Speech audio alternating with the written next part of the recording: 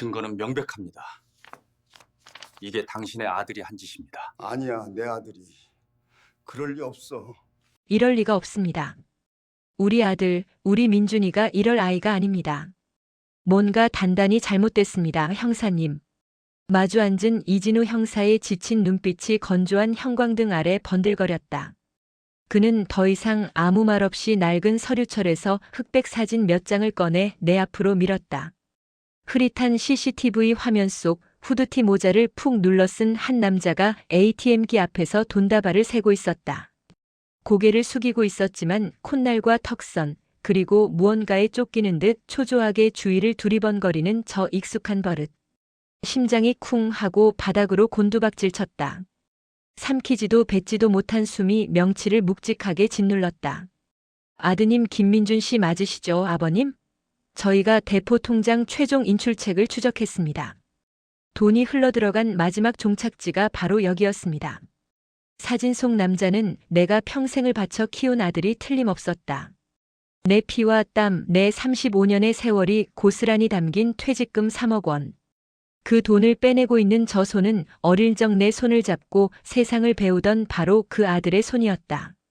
머릿속이 새하얗게 비어버렸다. 형사의 목소리가 이명을 뚫고 들어왔지만 내 정신은 이미 모든 것이 시작된 그날, 몇 달 전 그날로 달려가고 있었다.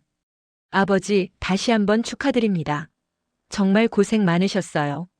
작년 늦가을 내 정년 퇴직을 축하하기 위해 온 가족이 모인 한정식 집은 오랜만에 웃음소리로 가득했다. 35년간 단 하루도 허투루 보내지 않았던 직장 생활이었다.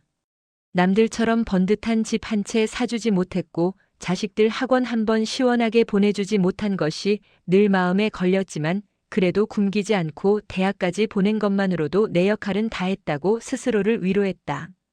그런 내 마음을 아는지 모르는지 늠름하게 자라준 아들 민준이는 내 가장 큰 자랑이자 자부심이었다. 이 사람아, 뭘 이런 걸 다. 내가 번 돈도 귀할 텐데. 민준이가 건넨 두툼한 봉투와 고급 손목시계 상자를 받아들며 나는 멋쩍게 웃었다. 아내와 며느리 서연이는 뭐가 그리 좋은지 연신 박수를 쳐댔다. 특히 임신 6개월 차에 접어들어 배가 예쁘게 부른 서연이가 복덩이라며 나를 따를 때면 세상 모든 시름이 다 잊히는 듯 했다. 아닙니다, 아버지. 이제는 제가 효도해야죠. 그동안 아버지 덕분에 저희가 이렇게 잘 컸잖아요. 민준이는 언제나 저렇게 속이 깊었다. 대기업에 다니다가 더 큰 꿈을 펼치겠다며 친구와 사업을 시작했을 때도 나는 말없이 아들을 믿고 응원했다. 비록 지금은 잠시 주춤하는 것 같았지만 내 아들은 분명 크게 될 놈이라고 굳게 믿었다. 아버지, 그런데 퇴직금은 어떻게 하실 생각이세요? 화기애애한 분위기 속에서 민준이가 조심스럽게 물었다. 어떻게 하긴. 은행에 넣어둬야지. 이자라도 받아서 너희들 용돈이라도 줘야겠다. 내 말에 민준이는 고개를 저었다. 아버지, 요즘 같은 저금리 시대에 은행에만 넣어두는 건 돈을 잃는 거나 마찬가지예요. 물가 상승률도 못 따라간다니까요. 제가 알아본 곳이 있는데 아는 분들만 가입할 수 있는 비공개 펀드예요. AI가 알아서 안전자산에만 투자해서 원금은 100% 보장되고 수익률이 연 12%는 나와요. AI? 펀드? 평생 예금과 적금밖에 모르고 산 내게는 외계어처럼 들리는 소리였다. 내가 어리둥절한 표정을 짓자 민준이가 내 손을 덥석 잡으며 말을 이었다. 걱정 마세요. 제가 아버지 돈이라고 생각하고 철저하게 관리할게요. 매달 이자랑 생활비 꼬박꼬박 보내드리고 분기마다 운용 보고서도 전부 챙겨드릴게요. 제 이름 걸고 하는 건데 허투루 하겠어요? 곧 태어날 복덩이 분유값이라도 보태드려야죠. 민준이는 내 옆에 앉은 서연이의 배를 쓰다듬으며 환하게 웃었다. 그 웃음 앞에서 모든 의심은 눈 녹듯 사라졌다. 내 아들이 저렇게 번듯하고 똑똑한 내 아들이 나를 속일 리가 없었다. 오히려 늙고 무지한 아버지를 위해 제 일처럼 발벗고 나서는 아들이 기특하고 대견할 따름이었다. 나는 그날 밤 기분 좋게 취해 집으로 돌아왔고 다음 날 아침 민준이가 알려준 계좌로 내 인생의 전부였던 퇴직금 3억 원을 망설임 없이 보냈다. 내 노후와 아들의 효심을 맞바꾼 참으로 행복한 거래라고 생각했다. 처음 2달은 민준이의 말 그대로였다. 매달 약속한 날짜에 생활비라는 이름으로 300만 원이 정확히 내 통장에 꽂혔다. 나는 동네 노인정 친구들에게 아들 자랑을 입이 닳도록 했다. 세상 물정 모르는 늙은 아비의 돈을 굴려주겠다며 제 일처럼 나서는 아들이 어디 흔하냐며 어깨를 으쓱거렸다. 역시 자식 농사 하나는 잘 지었어. 친구들의 부러움 섞인 칭찬에 내 어깨는 하늘 높은 줄 모르고 솟아올랐다. 문제는 석 달째부터 시작됐다. 약속한 날짜가 지나도 돈은 들어오지 않았다. 전화를 걸자 민준이는 대수롭지 않다는 듯 웃으며 말했다. 아, 아버지. 죄송해요. 지금 AI 시스템을 업그레이드 하느라 입출금이 잠시 막혔어요. 다음 달에 2달치 한꺼번에 넣어드릴게요. 걱정 마세요. 아들의 명쾌한 설명에 나는 그러려니 하고 넘어갔다. 하지만 다음 달에도 돈은 들어오지 않았다. 다시 전화를 걸자 아들의 목소리는 조금 지쳐 있었다. 아버지, 지금 더 큰 수익을 낼 기회가 와서 재투자에 들어갔어요. 조금만 기다려주시면 훨씬 큰 돈으로 돌려드릴 수 있다니까요. 자꾸 이렇게 전화하시면 제가 일에 집중을 못해요. 그때부터였다. 민준이는 내 전화를 피하기 시작했다. 문자를 보내도 답장은 짧아졌고 나중에는 그마저도 끊겼다. 집에 찾아가도 중요한 미팅이 있다며 얼굴 한번 제대로 보여주지 않았다. 자랑스럽던 아들은 어느새 내게서 가장 먼 사람이 되어가고 있었다. 마음속 깊은 곳에서 정체 모를 불안감이 검은 연기처럼 피어오르기 시작했다. 함께 사는 아내의 한숨이 늘어났고 내 입에서는 담배 냄새가 떠날 날이 없었다. 결국 나는 민준이가 알려줬던 투자회사를 직접 찾아가 보기로 결심했다. 아들이 알면 서운해할까봐 망설였지만 이대로는 잠을 이룰 수가 없었다. 민준이가 건네준 명함 속 주소는 허름한 상가 건물의 3층이었다. 엘리베이터도 없는 계단을 숨가쁘게 올랐다. 주넥스트 파이낸스라고 적힌 낡은 유리문 너머는 불이 꺼져 캄캄했다. 문고리를 잡고 힘을 주자 잠겨있을 거라 생각했던 문이 삐걱거리며 쉽게 열렸다. 사무실 안은 텅 비어 있었다. 책상과 의자 몇 개가 아무렇게나 널브러져 있었고 바닥에는 뽀얀 먼지만이 수북했다. 누군가 급하게 떠난 흔적이 역력했다. 심장이 철렁 내려앉았다. 잘못 찾아온 것이라고 다른 곳일 거라고 스스로를 수백 번 타이르며 다시 주소를 확인했지만 명함 속 주소는 분명 이곳이었다. 그제야 나는 깨달았다. 아, 내 아들도 사기를 당했구나. 그 똑똑한 녀석이 나쁜 놈들에게 속아 내 돈까지 전부 날렸구나. 아들을 원망하기보다 그 녀석이 얼마나 상심이 클까 하는 걱정이 먼저 앞섰다. 나는 떨리는 손으로 112를 눌렀다. 선생님, 제 말 듣고 계십니까? 이진우 형사의 목소리가 나를 다시 차가운 현실로 끌어당겼다. 나는 텅 빈 사무실의 잔상과 내 앞에 놓인 아들의 CCTV 사진을 번갈아 보았다. 2개의 장면이 포개지며 끔찍한 진실의 형태를 만들어내고 있었다. 아들이 사기당한 게 아닙니다. 처음부터 그런 투자회사는 없었습니다. 아버님 돈을 받기 위해 만든 유령회사였어요. 형사의 말이 비수처럼 날아와 심장에 박혔다. 계좌를 추적해보니 돈은 입금된 당일 여러 개의 대포 통장으로 쪼개져 송금됐고 최종적으로는 아드님 개인 채무와 사채 빚을 갚는 데 모두 사용됐습니다. 여기 내역입니다.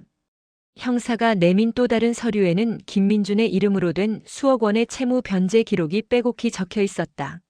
나는 더 이상 아무 말도 할 수 없었다. 손이 사시나무처럼 떨려왔다. 35년간 굳은 살이 박인 내 투박한 손. 이 손으로 벽돌을 날랐고 기계를 돌렸고 밤새워 서류를 넘겼다. 그 손으로 민준이의 기저귀를 갈았고 등록금을 벌었고 장가가는 아들의 등을 두드려 주었다. 그런데 이제와 내 아들은, 바로 그 아들은 내 인생 전부를 앗아간 사기꾼이 되어버렸다. 책상 위에 놓인 퇴직 기념 시계가 유난히 무겁게 느껴졌다. 멈춰버린 시계의 바늘처럼 내 인생도 이 절망의 순간에 멈춰버린 것 같았다. 거실 벽에 걸린 빛바랜 가족사진 속 내 어깨에 목마를 타고 환하게 웃던 어린 민준이의 얼굴이 떠올랐다. 내 35년의 세월이 내 아들의 손에서 먼지처럼 흩어지고 있었다. 경찰서 문을 밀고 나오자 차가운 밤 공기가 폐부 깊숙이 칼날처럼 파고들었다. 휘청거리는 몸을 가누지 못해 벽에 등을 기댔다. 방금 전까지 내가 앉아있던 그 건조한 취조실의 풍경, 이진우 형사의 무감정한 얼굴, 그리고 내 아들의 얼굴이 박힌 CCTV 사진이 망막에 들러붙어 떨어지지 않았다. 세상이 빙글빙글 돌았다. 집으로 가는 길, 익숙한 동네의 모든 것이 생경했다. 가로등 불빛 아래 제잘거리며 걸어가는 젊은 부부와 아이의 웃음소리가 비수처럼 날아와 심장을 꿰뚫었다. 나에게도 저런 시절이 있었다. 민준이의 작은 손을 잡고 동네를 걸으면 세상을 다 가진 듯 든든했다. 그 아이가 감기라도 걸릴세라 밤새 머리맡을 지켰고 첫 월급을 타서 내민 빨간 내복을 받아들고는 대문 뒤에 숨어 눈물을 훔쳤다. 내 인생의 모든 길은 민준이에게로 향해 있었는데 그 길의 끝이 이런 시궁창일 줄이야. 현관문을 열자 아내가 기다렸다는 듯 달려나왔다. 여보, 어떻게 됐어요? 사기꾼들 잡을 수 있대요? 초조함과 기대가 뒤섞인 아내의 얼굴을 차마 마주 볼 수 없었다. 나는 신발도 벗지 못한 채 그 자리에 주저앉았다. 아내의 얼굴에 스치는 불길한 예감을 보았다. 왜 그래요, 여보? 무슨 일 있어요? 돈 못 찾는데요? 아내의 목소리가 가늘게 떨려왔다. 나는 입술을 달싹였지만 범인은 우리 아들이다라는 그 끔찍한 문장은 끝내 목구멍을 넘어오지 못했다. 대신 쇳소리가 섞인 목소리가 터져나왔다. 돈 다 날렸어. 한 푼도 못 건진대. 뭐라고요? 그게 무슨 소리예요? 당신 평생이 담긴 돈인데. 그게 어떻게? 아내는 그 자리에 풀썩 주저앉아 얼굴을 감싸 쥔 채 오열하기 시작했다. 그 울음소리를 들으며 나는 생각했다. 진실을 말하는 것만이 능사는 아닐지도 모른다고. 이 가혹한 진실은 나 하나 짊어지는 것으로 좋겠다. 아내에게 그리고 곧 태어날 손주에게까지 이 절망을 대물림할 수는 없었다. 나는 망가진 기계처럼 삐걱거리며 일어나 소파에 털썩 몸을 묻었다. 거실 벽에 걸린 낡은 결혼사진 속 검은 머리 팥뿌리가 되도록 서로를 지키겠다 맹세하던 젊은 날의 우리가 나를 원망스럽게 내려다보고 있었다. 나는 아내에게도 사진 속의 나에게도 죄인이었다. 그때 지옥의 한가운데서 울리는 천사의 목소리처럼 전화벨이 울렸다. 며느리 서연이었다. 받지 않으려 했지만 혹시나 무슨 일이라도 생겼을까 덜컥 겁이 나 전화를 받았다. 아버님, 저 서연이에요. 저녁은 드셨어요? 수화기 너머로 들려오는 며느리의 밝은 목소리에 가슴이 미어졌다. 먹었다. 너는? 그럼요. 민준 씨가 아버님 투자 잘 돼서 돈 많이 버셨다고 맛있는 거 사줬어요. 역시 우리 남편 최고라니까요. 아버님 노후는 이제 걱정 없겠어요. 호호. 악에 없는 그 말이 내 심장을 갈기갈기 찢어놓았다. 나는 이를 악물고 신음을 삼켰다. 서연이는 뭐가 그리 신이 나는지 조잘거렸다. 참 아버님, 우리 복덩이 태명 으뜸이로 지었어요. 이 세상 으뜸 가는 사람이 되라고요. 민준 씨가 그러는데 아버님 조남 마지막 글자 따서 이름 짓고 싶대요. 할아버지처럼 훌륭하고 정직한 사람으로 크라고. 정직. 그 단어가 고막을 후벼 팠다. 뱃속의 아이에게 제 아비의 죄를 물려주고 싶지 않다는 마지막 발악이었을까? 아니면 끝까지 나를 기만하려는 잔인한 농담이었을까? 나는 더 이상 참지 못하고 황급히 전화를 끊었다. 미안하다, 급한 일이 생겨서. 엉망으로 갈라지는 내 목소리를 며느리가 이상하게 생각했을지도 모른다. 상관없었다. 나는 화장실로 달려가 헛구역질을 해댔다. 위액 말고는 아무것도 넘어오지 않았다. 텅 빈 위장처럼 내 인생도 완전히 비어버린 기분이었다. 밤이 깊었지만 잠은 오지 않았다.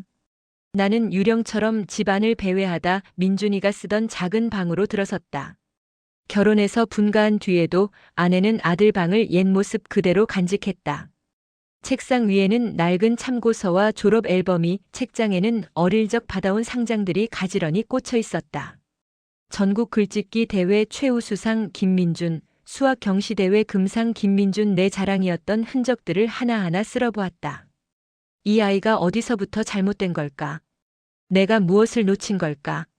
수만 가지 질문이 머릿속을 헤집었지만 답은 없었다. 무심코 책상 맨 아래 서랍을 열었다. 깊숙한 곳에 손을 넣자 두툼한 서류 뭉치가 잡혔다. 꺼내보니 온갖 대부업체에서 온 빚 독촉장이었다. 붉은 글씨로 찍힌 최종 통보라는 글자가 눈에 들어왔다.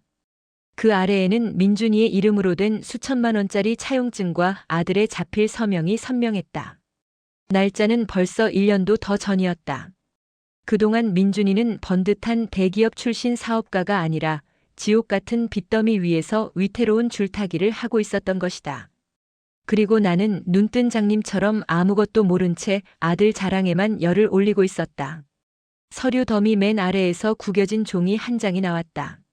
초등학교 셔츠 주머니에 들어있을 법한 삐뚤빼뚤한 글씨였다. 나의 꿈. 우리 아빠처럼 되는 것. 우리 아빠는 세상에서 가장 힘이 세고 정직한 분이다. 나도 커서 아빠 같은 사람이 될 것이다. 그 문장을 읽는 순간 나는 무너져 내렸다. 바닥에 주저앉아 소리 없이 울었다. 35년간 흘린 땀보다 더 뜨거운 눈물이 뺨을 타고 흘러내렸다. 아들을 괴물로 만든 것은 결국 나였을까? 더 좋은 환경을 만들어주지 못한 무능함이 아들에게 더 큰 성공을 강요하는 무언의 압박이 되었던 걸까? 모든 것이 내 탓인 것만 같았다. 내 퇴직금 3억은 사라진 것이 아니었다. 아들의 영혼과 맞바꿔진 것이었다.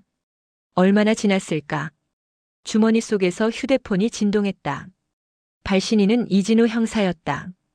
나는 심호흡을 하고 전화를 받았다. 김철수 선생님. 밤늦게 죄송합니다. 담담하지만 무게감 있는 그의 목소리가 들려왔다. 아드님 김민준 씨에 대한 증거는 차고 넘칩니다. 저희는 언제든 체포영장을 발부받을 수 있습니다. 하지만 그러기 전에 고소인인 아버님의 최종 의사를 다시 한번 확인해야 합니다. 아들을 처벌하기를 원하십니까? 그의 질문은 선택을 강요하는 칼날이었다. 아들을 감옥에 보내고 남은 인생을 비정한 압이라는 손가락질 속에서 살 것인가? 아니면 아들의 죄를 덮고 평생의 피땀을 날린 채 망가진 아들의 그림자를 보며 살아갈 것인가? 어떤 길을 택해도 내 앞에는 지옥만이 펼쳐져 있었다. 나는 떨리는 목소리로 대답했다. 제가 직접 만나서 물어보겠습니다. 내 아들 입으로 직접 듣기 전까지는 아무것도 결정할 수 없습니다. 전화를 끄는 나는 옷을 챙겨 입었다. 아내의 흐느낌이 등 뒤에서 들려왔지만 돌아보지 않았다. 새벽의 푸르스름한 어둠을 뚫고 나는 내 아들이 사는 아파트로 향했다. 내 남은 인생을 걸고 마지막 질문을 던지기 위해서였다. 너는 대체 왜 그랬느냐고. 내 아비의 심장에 칼을 꽂으면서까지 지키고 싶었던 것이 대체 무엇이었냐고. 그 답을 듣기 전에는 내 지옥은 끝나지 않을 터였다. 아들이 사는 신축 아파트 단지는 내가 사는 낡은 아파트와는 다른 세상 같았다. 어둠이 채 가시지 않은 새벽 하늘과 땅의 경계가 희미한 푸른빛 속에서 유령처럼 솟아있는 건물은 하나의 거대한 성체였다. 내 아들은 저런 성에 사는 왕자였고 나는 평생 그를 위해 성벽에 돌멩이 하나라도 보태려 허리가 휘도록 일한 늙은 광대였다. 주차장 차단기가 나를 이방인 취급하며 길을 막아섰다. 경비실의 인터폰을 누르고 방문 목적을 밝히는 짧은 순간 나는 내가 내 아들 집에 들어가기 위해 허락을 구해야 하는 처지라는 사실에 새삼 비참해졌다. 차가운 금속 손잡이를 돌려 현관문을 열어준 것은 잠이 덜 깬 얼굴의 며느리 서연이었다. 부른 배를 한 손으로 받친 채 예상치 못한 시아버지의 방문에 토끼처럼 눈을 동그랗게 떴다. 아버님? 이 새벽에 어쩐 일이세요? 무슨 일 있으세요? 걱정이 가득 담긴 며느리의 목소리. 그 순수한 염려가 칼이 되어 심장을 후볐다. 내가 지금부터 하려는 일이 이 착한 아이의 인생마저 송두리째 무너뜨릴 수 있다는 생각에 눈앞이 아찔했다. 아니다. 그냥 민준이 얼굴이 보고 싶어서 왔다. 잠깐이면 된다. 내 목소리는 나도 모르게 잠겨 있었다. 평소와 다른 내 분위기를 감지했는지 서연이는 불안한 눈빛으로 거실 소파를 가리켰다. 네, 아버님. 우선 들어오세요. 제가 민준 씨 깨울게요. 따뜻한 차라도 한 잔. 됐다. 그냥 민준이만 불러다오. 나는 며느리의 호의를 얼음장처럼 차갑게 잘라냈다. 서연이의 어깨가 움찔하는 것을 보았지만 지금은 그 무엇도 돌아볼 여력이 없었다. 나는 거실 한가운데 마치 사형 집행을 기다리는 사형수처럼 꼿꼿이 서 있었다. 잠시 후 침실 문이 열리고 잠옷 바람에 민준이가 하품을 하며 걸어 나왔다. 아버지, 웬일이세요 이 시간에? 전화라도 주시지. 아들의 얼굴에는 태평한 미소마저 걸려 있었다. 나를 보자마자 달려와 어깨를 주무르던 평소의 살가움은 없었지만 적어도 죄를 지은 자의 불안이나 초조함은 단 한 점도 찾아볼 수 없었다. 저 완벽한 가면. 저 가면을 만들기 위해 내 아들은 얼마나 많은 밤을 거울 앞에서 연습했을까. 분노보다 먼저 서글픔이 밀려왔다. 서연이는 잠깐 들어가 있어라. 아비하고 아들하고 할 얘기가 있다. 내 단호한 말에 민준이의 눈썹이 미세하게 꿈틀거렸다. 서연이는 어쩔 줄 몰라 하며 남편과 나를 번갈아 쳐다보다가 결국 조용히 침실로 들어갔다. 달칵하고 문이 닫히는 소리가 세상과의 단절을 알리는 신호탄처럼 들렸다. 거실에는 우리 부자 단둘만 남았다. 나는 소파에 앉으라는 아들의 권유도 무시한 채 그의 눈을 똑바로 쳐다보며 물었다. 내 돈 어디 있냐? 돌직구처럼 날아간 질문에 민준이의 얼굴이 순간 굳었다. 하지만 그것도 잠시 그는 이내 능숙하게 당황한 표정을 지어 보였다. 네? 아버지, 그게 무슨 말씀이세요? 돈이야 당연히 펀드에 들어가 있죠. 시스템 점검 때문에 잠깐 늦어지는 거라고 말씀드렸잖아요. 펀드 회사 가봤다. 내 말에 민준이의 동공이 세차게 흔들렸다. 나는 그 틈을 놓치지 않고 말을 이었다. 텅 비어 있더구나. 먼지만 수북하고. 처음부터 아무것도 없는 유령 회사였어. 그렇지? 아, 아버지. 그게 아니라 회사를 더 좋은 곳으로 이전하는 중이라 그래서 제가 다 알아서 처리하고 있는데 왜 아버지가 거기까지 가보시고 일을 복잡하게 만드세요? 목소리를 높이며 오히려 나를 나무라는 아들의 모습에 실소가 터져나왔다.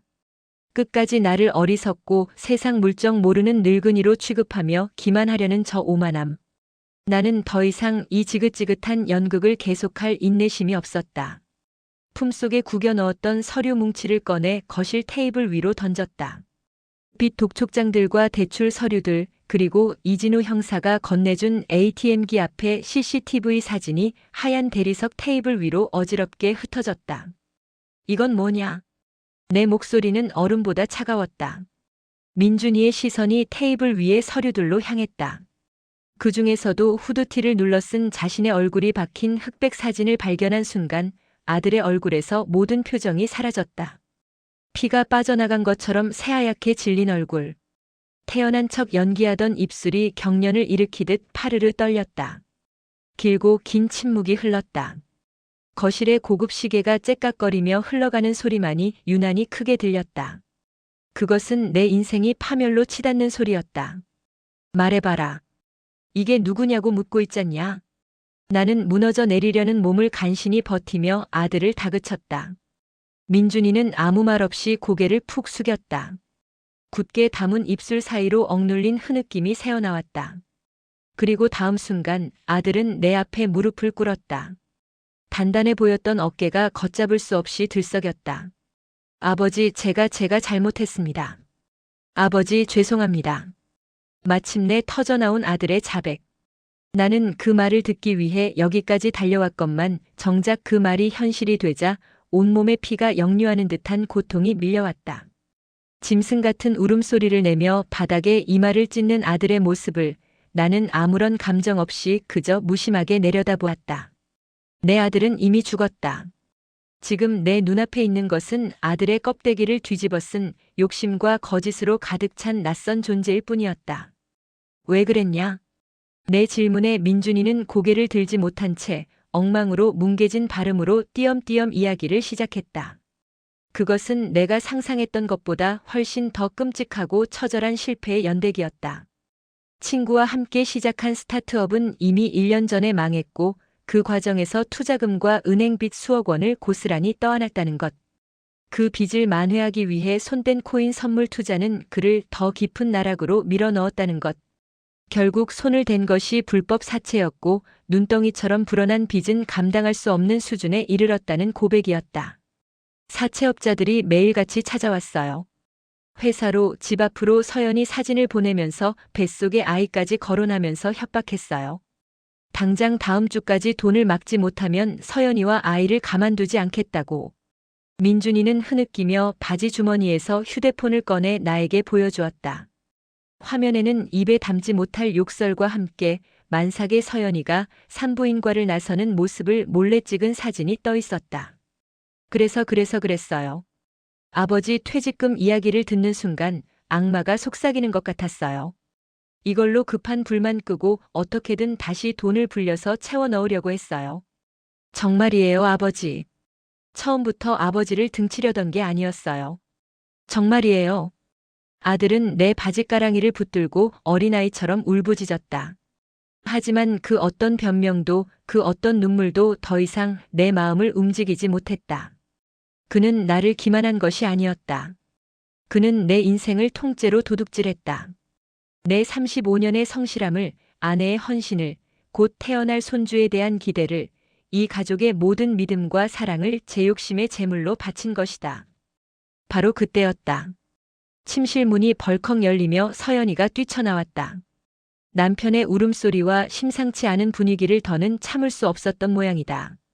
그녀는 바닥에 무릎 꿇고 있는 남편과 얼음처럼 서 있는 나, 그리고 테이블 위에 흩어진 서류들을 보고는 그 자리에 얼어붙었다. 민준 씨 아버님, 이게 다 무슨... 상황을 파악하려는 듯 서연이의 눈동자가 절박하게 흔들렸다. 민준이는 차마 아내를 마주보지 못하고 고개를 숙인 채 어깨를 떨 뿐이었다. 서연이는 비틀거리며 테이블로 다가와 CCTV 사진 한 장을 집어들었다. 사진 속 남자의 얼굴을 확인한 그녀의 얼굴이 경악으로 물들었다. 손에 들고 있던 사진이 힘없이 바닥으로 떨어졌다. 아니야, 말도 안 돼.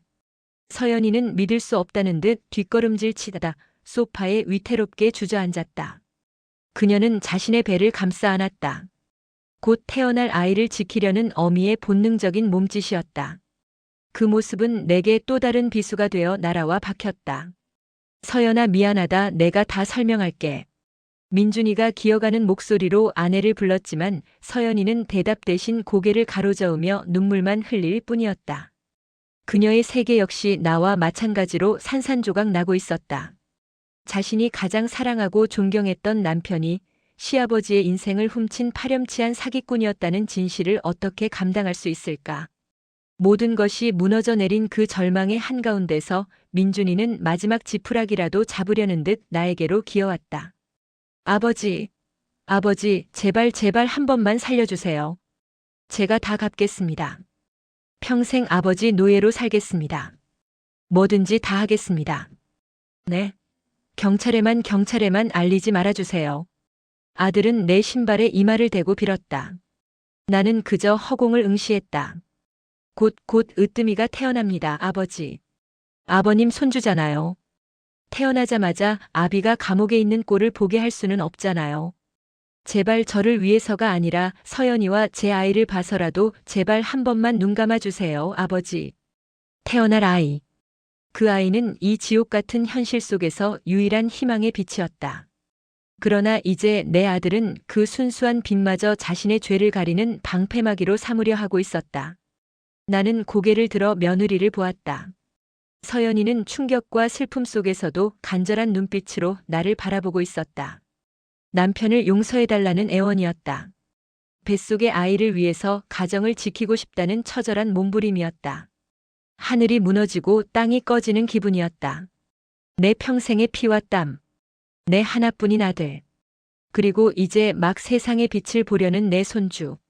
나는 이 모든 것을 올려놓은 선택의 저울 앞에 서 있었다. 아들을 법의 심판대에 세워 정의를 실현할 것인가? 아니면 이 모든 것을 가슴에 묻고 산산조각난 가족의 형태라도 지켜낼 것인가? 어떤 것을 선택해도 내게 남는 것은 죄와 폐허뿐이었다. 나는 나를 붙잡은 아들의 손을 뿌리쳤다. 나를 바라보는 며느리의 눈을 외면했다. 그리고 아무 말 없이 텅 빈 껍데기처럼 뒤돌아섰다. 아버지. 등 뒤에서 아들의 절규가 며느리의 흐느낌이 나를 붙잡았지만 나는 멈추지 않았다. 현관문을 열고 새벽의 차가운 공기 속으로 다시 한 걸음 내디뎠다. 동트기 전의 새벽이 가장 어둡다고 했던가. 내 인생은 지금 단 한 치 앞도 보이지 않는 칠흑 같은 어둠 속에 갇혀 있었다. 이제 나는 내 손으로 내 아들의 인생에 그리고 내 남은 인생에 대한 마지막 판결을 내려야만 했다. 아들의 집을 나선 내 발걸음은 천근만근의 쇠사슬을 매단 듯 무거웠다. 동이 터오는 새벽의 푸른 빛이 잿빛 도시 위로 서서히 번지고 있었다. 신문을 돌리는 오토바이 소리, 두부 장수의 종소리, 하루를 시작하는 세상의 활기찬 소음들이 내게는 아득한 다른 세상의 이야기처럼 들렸다. 나는 걷고 또 걸었다. 어디로 가야 할지, 무엇을 해야 할지 아무런 생각도 할 수 없었다. 그저 이 끔찍한 현실로부터 한 발자국이라도 더 멀어지고 싶다는 본능만이 나를 움직이게 할 뿐이었다. 정신을 차렸을 때 나는 한강 다리 한가운데에 서 있었다. 강물은 동트기 전의 어둠을 고스란히 머금은 채 검고 묵묵하게 흐르고 있었다. 강바람이 내 얇은 외투를 칼날처럼 파고들었지만 추위는 느껴지지 않았다. 내 안의 모든 감각은 이미 얼어붙어 마비된 후였다. 나는 차가운 난간을 붙잡고 검은 강물을 내려다보았다. 저 깊고 어두운 물속으로 몸을 던지면 이 모든 고통과 절망, 배신감과 자책감에서 벗어날 수 있을까? 내 35년의 세월, 내 피와 땀, 내 자부심이었던 모든 것이 한순간에 부정당한 이 세상에서 더 살아갈 의미가 있을까? 한 발만 내디디면 끝이었다. 모든 것을 잊고 영원한 안식에 들 수 있을지도 모른다. 그때였다. 주머니 속에서 묵직하게 나를 짓누르던 퇴직 기념 시계의 감촉이 느껴졌다. 아내가 퇴직 선물이라며 아들과 함께 백화점에 가서 골라온 시계였다. 당신의 성실했던 시간들을 기억할게요. 카드에 적혀있던 아내의 서툰 글씨가 떠올랐다. 평생 고생만 한 아내. 이제 퇴직금으로 작은 가게라도 하나 차려 남은 인생은 웃게 해주겠다던 내 약속. 그 약속을 지키지 못하고 이대로 사라져버리면 홀로 남을 아내는 어찌 될까. 그리고 며느리의 겁에 질린 얼굴 위로 아직 태어나지도 않은 손주의 모습이 겹쳐졌다. 제 아비의 죄 때문에 세상에 태어나기도 전에 할아버지마저 잃게 되는 그 아이. 나는 죄인에게서 도망치려다 더 큰 죄인이 될 수는 없었다. 나는 난간에서 비틀거리며 물러섰다. 죽는 것은 너무 쉬운 도피였다. 내게 남겨진 과제는 이 지옥을 살아내는 것이었다. 어떻게든. 나는 떨리는 손으로 휴대폰을 꺼내 이진우 형사에게 전화를 걸었다. 신호음이 몇 번 울리고 잠이 덜 깬 그의 목소리가 들려왔다. 네, 이진우입니다. 김철수입니다, 형사님. 수화기 너머로 잠시 침묵이 흘렀다. 그가 내 목소리에서 모든 것을 읽어냈음을 직감할 수 있었다. 결정하셨습니까? 나는 흐르는 눈물을 감추지 못한 채 터져나오는 울음을 삼키며 말했다. 네. 지금 경찰서로 가겠습니다. 다시 마주 앉은 취조실의 공기는 새벽보다 더 차가웠다. 이진우 형사는 묵묵히 내 앞에 따뜻한 종이컵을 놓아주었다. 김이 피어오르는 믹스커피의 달콤한 향이 코끝을 찔렀지만 나는 아무것도 넘길 수가 없었다. 아드님과 이야기는 하셨습니까? 나는 고개를 끄덕였다. 더 이상 무슨 말이 필요할까? 내 침묵이 모든 것을 말해주고 있었다. 이 형사는 서랍에서 서류 한 장을 꺼내 내 앞으로 밀었다. 고소 취하서라고 적힌 글자가 흐릿한 시야 속에서 번져 보였다. 여기에 서명하시면 모든 수사는 중단됩니다. 물론 아버님 돈은 한 푼도 돌려받지 못하게 되겠지요. 그리고 아드님은 아마 평생 이 빚을 갚지 못할 겁니다. 사채업자들이 가만두지 않을 테니까요. 어쩌면 더 큰 범죄의 길로 빠져들지도 모릅니다. 그는 잠시 말을 끊고 내 눈을 똑바로 쳐다보았다. 반대로 이대로 수사를 진행하면 아드님은 구속되고 재판을 받게 될 겁니다. 상습 사기, 횡령 죄질이 좋지 않아 실형을 피하기는 어려울 겁니다. 전과자가 되겠지요. 그의 말 한마디 한마디가 심장에 박히는 대목 같았다. 하나는 파멸, 다른 하나는 지옥. 내게 선택지란 없었다. 나는 고개를 숙인 채 한참을 앉아 있었다. 아들의 울부짖음, 며느리의 애원, 곧 태어날 손주의 얼굴이 차례로 떠올랐다. 내 손으로 아들을 감옥에 보낸 비정한 아비가 되어야 하는가? 평생 가족들의 원망을 들으며 고독하게 늙어가야 하는가?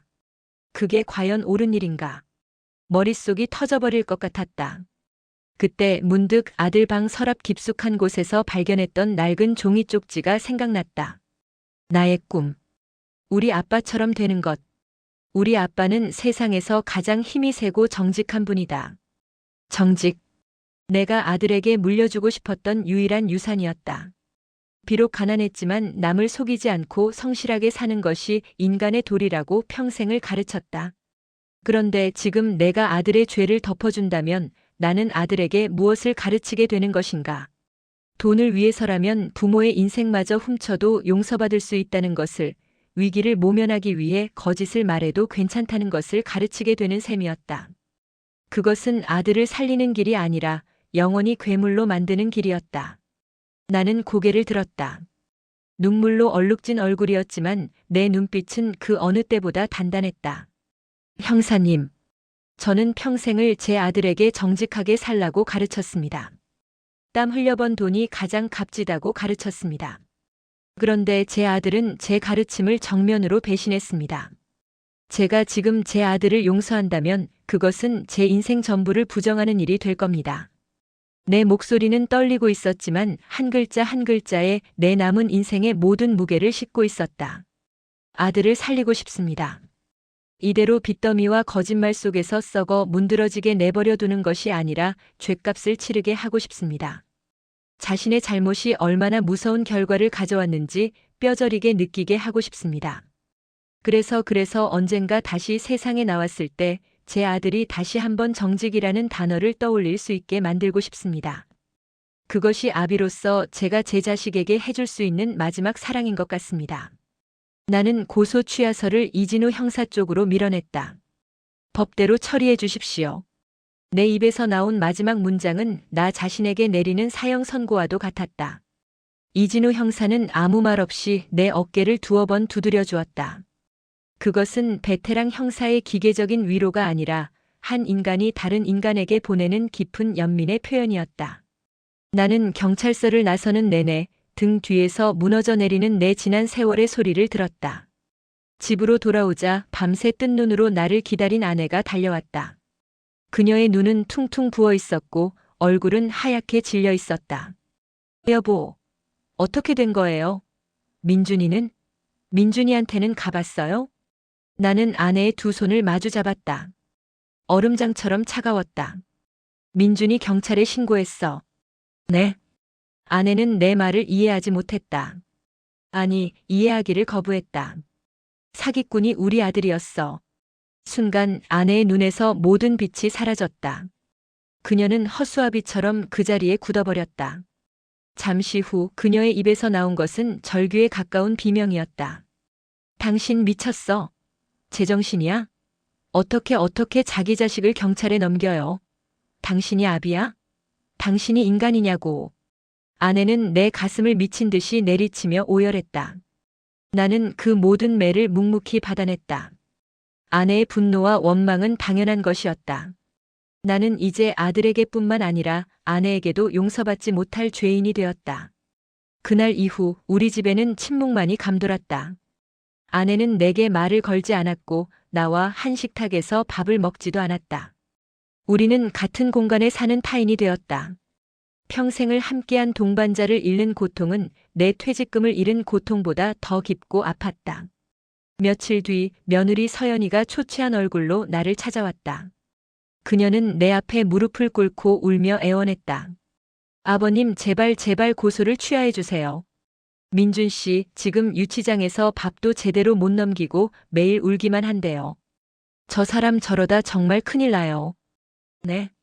뱃속의 으뜸이를 봐서라도 제발 한 번만 용서해 주세요, 아버님. 나는 차마 며느리의 얼굴을 볼 수 없어 고개를 돌렸다. 일어나거라, 서연아. 나는 내 아비 될 자격도 없다. 아니에요, 아버님. 아버님은 제게 진짜 아버지 같은 분이셨어요. 그래서 더 부탁드리는 거예요. 아버님은 따뜻한 분이시잖아요. 민준 씨 정말 반성하고 있어요. 다시는 안 그런다고 약속했어요. 제가 옆에서 평생 책임지고 사람 만들게요. 제발. 나는 눈을 감았다. 따뜻한 사람. 그랬던 적도 있었다. 하지만 이제 나는 내 심장을 돌로 만들어야만 했다. 서연아. 지금 민준이를 꺼내주는 것은 내 인생과 내 아이의 인생까지 저당 잡히는 일이다. 그 녀석은 결코 그 빚을 갚지 못할 거야. 평생 너와 아이를 거짓과 불안 속에서 살게 할 거다. 나는 내 며느리와 내 손주를 그렇게 살게 할 수는 없다. 나는 자리에서 일어나 안방으로 들어갔다. 등 뒤에서 며느리의 절망적인 울음소리가 심장을 도려내는 듯 했다. 나는 문을 닫고 그 자리에 주저앉아 소리 없이 울었다. 나는 내 아들을, 내 가족을, 내 모든 것을 내 손으로 파괴하고 있었다. 이것이 과연 옳은 선택이었을까? 수천 번, 수만 번 되물었지만 답은 같았다. 더 아프고 더 고통스러운 길이지만 이것이 유일한 길이었다.